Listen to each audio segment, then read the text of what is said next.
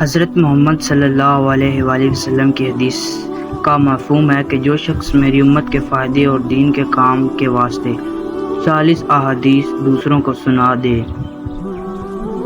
اور حفظ کر لے گا، اللہ تعالیٰ اس کو قیامت کے دن عالموں کی اور شہیدوں کی صف میں سے کھڑا کرے گا۔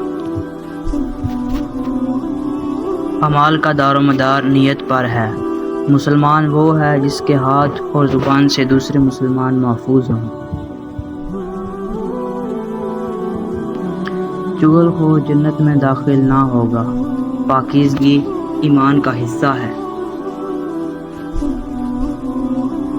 آدمی کا چچا اس کے باپ کی مانند ہے۔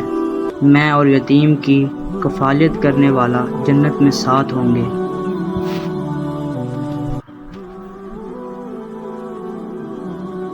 تم میں سے اچھا وہ ہے جس کا اخلاق اچھا ہو۔ دنیا مومن کے لیے قید خانہ اور کافر کے لیے جنت ہے۔ جو رحم نہیں کرے اللہ اس پہ رحم نہیں کرتا۔ مسلمان اور کافر کے درمیان نماز کا فرق ہے۔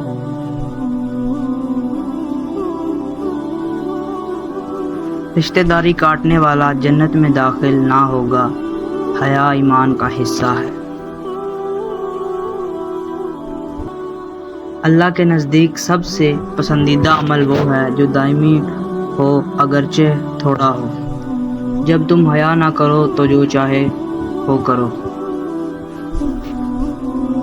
مسلمان مسلمان کا بھائی ہے، مومن ناپاک نہیں ہوتا۔ اس گھر میں رحمت کے فرشتے نہیں آتے جس گھر میں کتا یا تصویر ہو۔ کسی پہ ظلم قیامت کے دن اندھیروں کا سبب ہوگا۔ ٹخنوں کے نیچے جتنا کپڑا ہوگا اتنی جگہ جہنم میں جائے گی۔ کسی مسلمان کے لیے جائز نہیں کہ اپنے مومن بھائی سے 3 دن ناراض رہے۔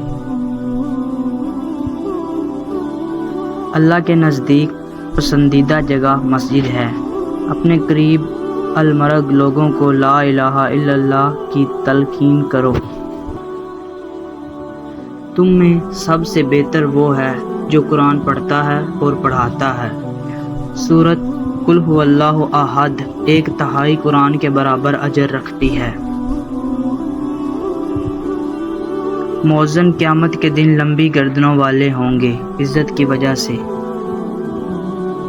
راستوں پہ بیٹھنے سے بچو۔ زمانے کو گالی نہ دو۔ جب تم میں سے کوئی کھانا کھائے تو دائیں ہاتھ سے کھائے۔